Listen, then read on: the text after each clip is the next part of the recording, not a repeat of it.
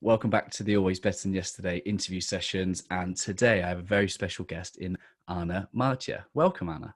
Thank you so much, Ryan. We were just chatting off air. I wanted to really make sure that I said your name properly. I didn't want to do the British thing of just calling you Anne. I had a guest recently who was from Belgium origin and his name was Alain, but I called him Alan. And I didn't want to make the same mistake again with you today. So welcome. How are you? Thank you. I'm great. Thank you so much. The sun is shining, which is always a pleasure. In the Netherlands, usually we have a lot of rain. So yeah, very good. Thank you. Beautiful. I would love to know a little bit about the work that you do at the moment. At the moment, well, so many things. I'm teaching, I'm training, I'm coaching one-on-one, I'm writing. So all these kind of things are going on. Yeah. That's amazing. Tell us the story and the journey of how you have got to where you are today and some of the experiences that have really shaped your journey.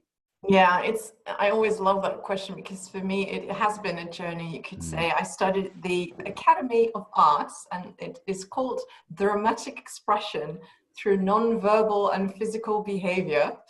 But in essence, you could say you are educated as a teacher and as a director. And in my last year, I was asked to give a presentation on stage presence, like if this was for a business setting. So if you are a CEO and you have to talk about your numbers, how do you do this? How do you engage the audience? And I remember this very vividly because I was talking about nonverbal communication and about eye contact and all these kind of things. And they were used to just look at the paper and just kind of, in themselves have a presentation instead of engaging with the audience. And in that moment, when I was teaching all about this, and the surprise they had, the surprise on their faces, immediately there and then I decided, I think this is my journey. I think this is what I'm going to teach in businesses instead of, going in theatre, making plays or creating plays. What journey, what path did you take? What path did I take? What do you mean by with path? Path, in terms of where did you, that was what you wanted to do. Those are some of the things that you were really curious about, really interested in. Tell me about your education, your early experiences with kind of work and where that really took you. Yeah, well, the minute I decided to do this, I thought it was really important to, involve in so many training sessions and any education you can get, and reading books, of course, and so psychology training sessions, group dynamics, all these kind of things. So I went to a lot of training sessions, but I also was luckily, I was very lucky, you could say, that I was able to start in a company that also trained trainers. So I had these 3 or 4 week sessions where you will be molded and they would teach you everything about interaction with groups. And then at one point, that I think I worked there for 5 or 6 years, I decided, I think it's time to do what I think is necessary. I was a bit more bold, and then I started the behavior company. So that was the journey. That's amazing. What does the behavior company seek to do? Well, how does it help? Well, what I like about what we talked about in your and also what you put online is that how can you be better than yesterday? How can you grow? How can you develop? All these kind of things. And what we try to do with the behavior company is create, that would be different, but help people to become better, to become aware on like, what do you do now? How do you present yourself? What's your behavior? How do you lead your team? And is that the best you can do? Especially because a lot of people sometimes are not aware of their behavior. And so what we do is we help them to become aware, and we help to give tips, tricks, feedback, ideas on how to improve. I think a core part of leadership is, before you can lead others, is to be able to lead yourself. And I'd just be curious to know some of the ways in which you think leaders might be able to improve the way that they lead themselves. By becoming aware, I think it's exactly what you say. Sometimes you can just reflect on them or give them feedback, because sometimes when you're higher up in the organization, you don't get a lot of feedback anymore. You just do what you do and people hopefully listen to you, but sometimes they're just so focused on the day-to-day work or those kind of things. And I think it's very important that they take the time to reflect on themselves, but also ask feedback. And sometimes even by taping yourself and become aware of, what do I do? How do I interact with others? So those kind of things would be helpful. You deal a lot with communication, effective communication. That's really important for leaders to have people follow them, I guess. And what is some of the ways that leaders can learn to first and foremost communicate with themselves? Oh, that's a nice one. I think to be honest and to take time. So of course now it's different because you're in your house and you have a conversation on Zoom, and then it's maybe sometimes it's more difficult to reflect. But usually sometimes when you're driving in a car and you just go back in your mind, like, what happened? What just happened there? What did I say? What did the other person say? How did I present myself? What was the setting? All those kind of things. And what always helps for my clients is to talk about the helicopter metaphor. So not just dive into the content, but to zoom out in the situation. And you can do that during this situation if you've kind of learned it, and if you're able to do this. But sometimes it's also possible to do this afterwards, or talk about it with people who were present at the meeting. How did I do that? What were your thoughts on how I engaged in this meeting? Those kind of things would be really helpful. And ask feedback from your team. A lot of people don't do that. At least it's my experience. I don't know how you see that. Do you think a lot of people ask feedback? That's a really good question. I think I've seen examples of people that ask questions for genuinely wanting to improve. I've seen people ask questions to seek validation. And yeah, not enough. I think genuinely, if more people asked great questions, then we can build, I think, trusting teams, because I think some people are scared to do that because there's an assumption of judgment or there's an agenda behind. And I think the more we get used to having those open conversations, asking questions, we can take the good and the gold from that conversation, rather than that conversation in the back of my mind that's saying, what do they really think about me? Do they think I'm good enough? Yes. Like, are they doubting me? Do they think I'm, underperforming? And just take the love is what it is. Feedback. I think I heard someone say recently, feedback without care is simply an opinion. That's a good one. Without care. Care is important also for a leader, because sometimes they just want to get things done. And that's also like an opinion, you could say. I love that. That's a good example. Yeah.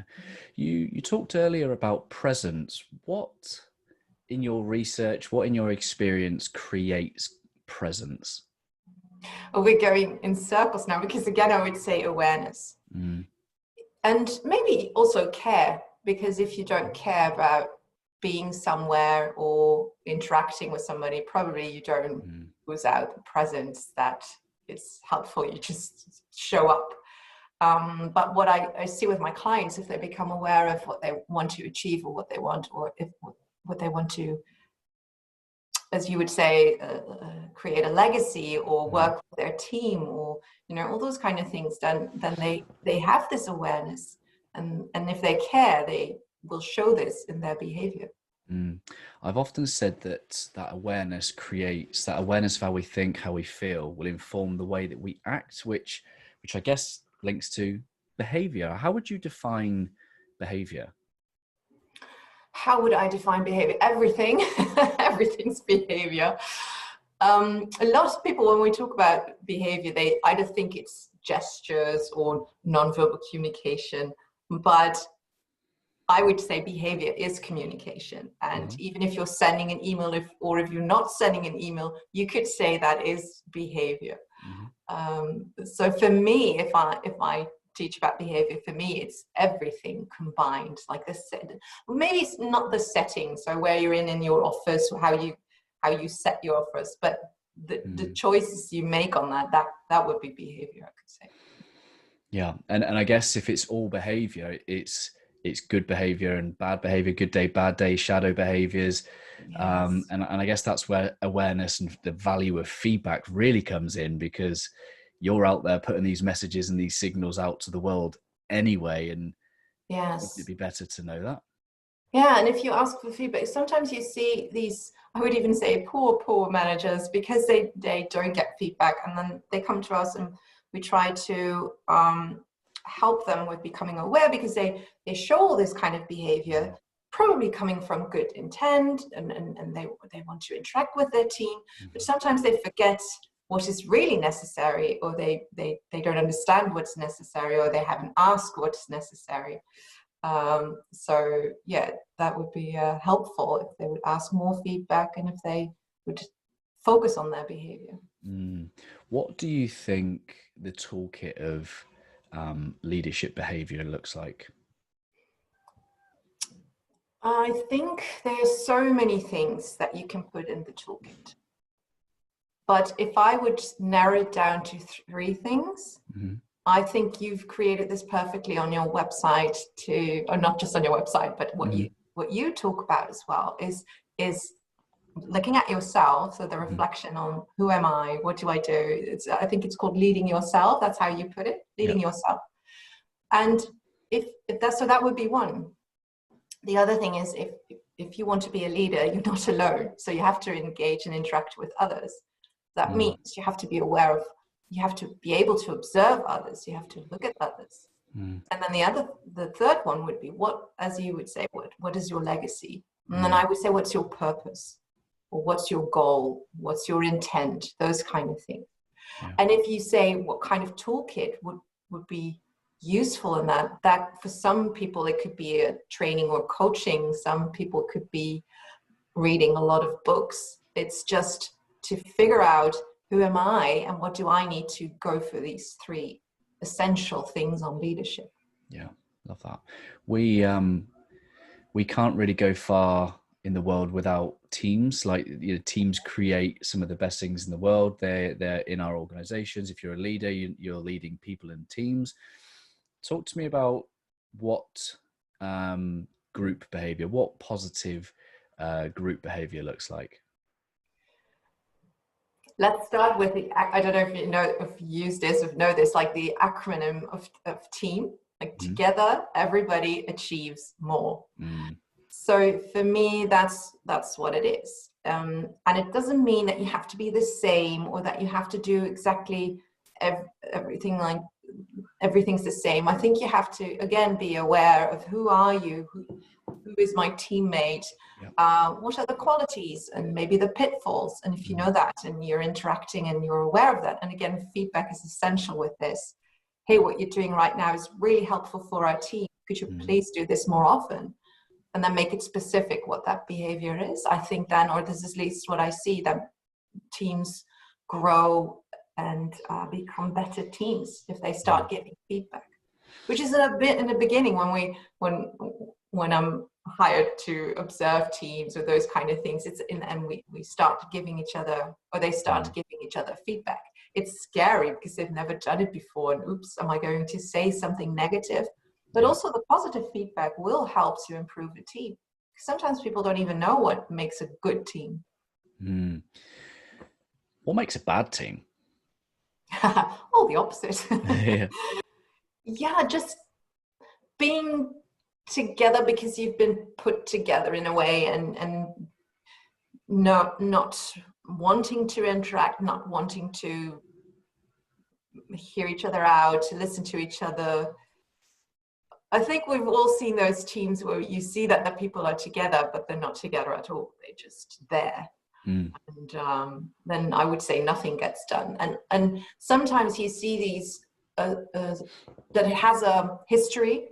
So something happened in the company and that affected the team. And so the team itself is not a bad team, or as you would say, but the things that happened around them that created this team, because they didn't say it, or it just simmered under the surface, you know, those kind of things. So it doesn't necessarily has to be a bad team forever, or that it was an essential bad team. But yeah, I would say no interaction, that's a bad team. What will you say?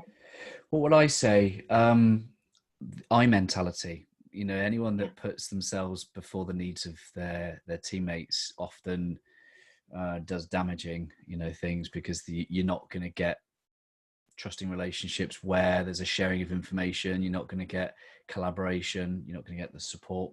And this kind of give and take mentality, that if the high performers are taking too much, there creates a reticence and a resistance to the full potential of the group behavior. Yeah. You and I connected through Joe Navarro, and I read Joe's book, What Everybody Is Saying, and I'm a curious human being. I love to know how people think, how people act, and the reasons why they do what they do. What are you fascinated by? People in general, I would say. Of course, when you talk about Joe Navarro's work, he has written so many fantastic books, also Louder Than Words. I don't know if you've read that as well. That's usually about nonverbal communication and you know, the presence of people and what we can see about all of that. I also love to look at group dynamics, behavior, and what drives me is the interaction with others. And Joe describes this really well, to understand that what you do has an effect on somebody. And if you want to achieve something as a manager or as a team or as a person even, you have to be aware. So what drives me is to see, like, are you aware? Sometimes even to wake people up. Like, do you realize what you're doing and how good this is, because it helps to achieve the goal you have, or the other way around. So I would say interaction, influencing others, those kind of things. If someone has a curiosity about human behavior, or maybe an intuition about reading signs and body language and the nonverbal communication, how does one develop that craft and talent? Reading, that would be one. Watching, that would be the other one, of observing. But also to well, not to test it out, because that's a word that sometimes holds this negative connotation, but to check things. So again, interaction. So is it can I assume that because I see this, can I assume that you are tired today, or can I assume this? So just to check it, if that's possible. And I think also, if you're really interested in this, you can have these fantastic training sessions or coaching sessions, even one-on-one, like a commercial break. Now, Joe Navarro will be in Amsterdam for 2 whole days. It's going to be an interactive practitioner course. So so that is amazing if you're really into reading people and interaction. So that would be helpful. What do you really want our listeners to hear from you today?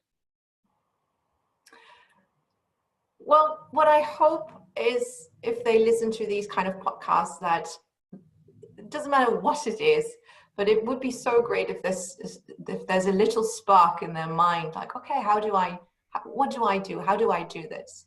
And if they choose to be more reflective, that would be the goal of the day, to create a little bit more awareness. And it's interesting, you said earlier that awareness, and you felt like you were going in circles, and I think what you're emphasizing is that it's actually a fundamental. It's not, you know, I think a lot of intentional growth can come from awareness, being always better than yesterday. You can't be that intentionally if you don't know where you are right now. Exactly. And if you know where you are, but you know what kind of behavior you're showing, or what you're doing, only then you can make a conscious choice with help from others, because we can help others to say, oh, you can also choose this kind of behavior, or try out this. So I would say it's always good to have others around you that can help you with new behavior, but you have to be like, oh, I'm doing something different, or I can go out of my comfort zone to do something else. Yeah, love that. Where do you think your work will take you over the next couple of years? What I hope is I'm teaching in the Netherlands and abroad, and I really like that. Of course, traveling now isn't possible, but I would love to do more of that. So I'm always very fortunate. I feel very fortunate if I can talk about this in different countries, and also to see how people pick up on it, how they kind of, just, I don't know, absorb, that would be the word, absorb the knowledge. Or when I talk about the helicopter technique, they really want to know, like, help me, how can I zoom out? How can I zoom in? How can I hover? Give me these tips and tricks, all those kind of things. So what I hope is that I will get the possibility to do this further and more. Talk to me about zoom in, zoom out, and hover. You have to read the article, Ryan. No, I will share that. I will share it in the show notes. It's so much. It's, to sum it up. It's summarize it. I mean, it's a technique, and it's called the helicopter metaphor technique. So what you do when you're in a situation, which happens to leaders a lot, you're either in a meeting or in a one-on-one setting, and all of a sudden you feel stuck. You don't know what to say. You don't know what to do. And the helicopter technique can help you to choose different behavior or different choices than you would normally do. So you want to get unstuck. Zooming out would be, if you think about the helicopter, you would lift off and you would look at the situation. You would observe the other person sitting across from you. You would observe yourself. Hey, how am I sitting? Am I too close? Am I maybe frowning? All those kind of things. So that would be hovering.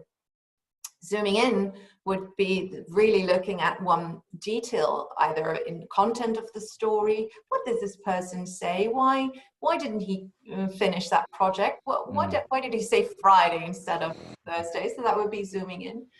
But also other metaphors like getting out of the helicopter, which could be if sometimes you're in a setting as a manager or a leader and you feel this is not the right atmosphere for this talk, so just go out or leave the scenery, those kind of things. But they're 10, so I could go through all 10 metaphors. I will share it with the show notes.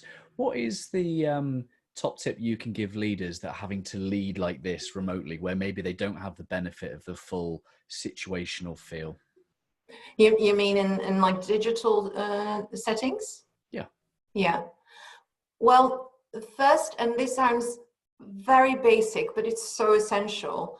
You're going to use this as a video, so I can show it. And for the podcast people, they cannot see it, but just making eye contact and interacting in a different way than you would normally do. Sometimes in meetings, you see people being distracted. They will write something down and they will stare at the ceiling. That's I would say a no-go in this digital. You just have to engage, because this is 2D, and I always say we're made for 4D. Now you have 3D, but 4D, as you would go to in a cinema, is touch and smell. And I don't know if you've ever seen a 4D movie, but it's with movement of the chairs and everything. That's what we're lacking in this digital setting. So you have to engage even more. And you can see me using my hands a lot, for instance, and that creates more depth in a way to this conversation. So that is helpful, those kind of things. But also maybe even talking or connecting with your team more than you would normally do. Just on the Friday, just call them up. Hey, how are you doing? And I've heard great stories on managers who try to create different settings to get the team together in a different way. For instance, the Friday drink, but not just, hi, this is a Friday drink. But even up to the point where they came up with cocktail recipes, and they would share cocktail recipes, and one person would be creating snacks and sending out a recipe. So in a different engagement. Yeah, I love that. In the past, I've interviewed many leadership experts that talk about positivity, and I asked the question around, just because you talk about positivity, doesn't mean that you're not ever negative. And I guess being a behavior expert that knows all of the things we could and should do when it comes to effective behavior, what are the downfalls in your own? Do you recognize your own downfalls with your behavior and communication? With me, yes, Yeah. yes, I do. Not a pleasant thing to talk about, but definitely, this is sometimes you're so aware you cannot switch it off, Yeah. and that makes, even when I'm, with my family or Mm, something, you can feel your kind of, as I talked about with the helicopter. I have that with myself. So mm. there are a few things. Sometimes I'm impatient, and I'm like, okay, let's get to this as a leader as well, with my team. It's like, okay, well, let's go to this, and I have this vision how I want it, and I want to go for it. But because I know this, because I hope I'm aware, or I know I'm aware, I realize that I can calm myself down and say, okay, how are we going to do this, or have this vision? So impatient would be one. But on the other hand, the enthusiasm or the positive side sometimes is also a downfall, Mm. because I get so excited on talking about behavior or these kind of things, and then I could start, babbling, those kind of things, which is, it's nice, not a bad thing, you Yeah, could yeah. say. But sometimes when people are more, calm, or they have to think a bit, or they just have they need some self-reflection time, Mhm. then yeah, it could maybe be overwhelming. How Is about it? yourself? You have to say something about this, Yeah, right? Just I very much relate to the impatience, mm, and I think for me, I've just got really used to trying to detach judgment, and I think that's kind of what it means to be better than yesterday as well. Is that actually in this moment, I might not be being my best, whether that be being needy, being emotional, being impatient, frustrated, and learning not to judge myself for that, but realize actually that I need to go and do something for myself to be better. yes. And sometimes it's just the power of questions. Like, this might sound extreme, but sometimes I just ask myself, what are you doing with your life, mate? Mhm. Sometimes I'm procrastinating, and I'm in the scroll hole of social media, and sometimes that self-reflection question, what are you doing with your Yes, life, just that is wakes you up. some of the examples of the helicopter, just kind of a wake-up call. But I would say without like really negative judgment, because there Mm, should also be allowance on, okay, maybe I need this today because I've been working really hard, and mm. yes, I'm going to take 3 hours, which would be very long, but I'm going to maybe like 1 hour just on social media, just to scroll through, stuff. If you are aware of it, you Yeah, can ask yourself the question, is this helpful for me now? yeah, yeah. And if the answer is yes, this is good for me, this will make me better because I can relax now, then I would say go ahead, go for it. But if you say, what are you doing, mate, and you realize, no, this is procrastination, or this is, I actually have to do something I'm dreading, and Mm, I'm not doing this, then you have the alertness and awareness, which would be really helpful if a lot of more people would have that, and if yeah. they would dare to do it. Because yeah, and the opposite, you see the opposite as well, people being too strict and Mhm. having no allowance for fun. So yeah. We've talked a little bit about the concept of being better than yesterday. I'm just curious to know what that phrase, always better than yesterday, means to you.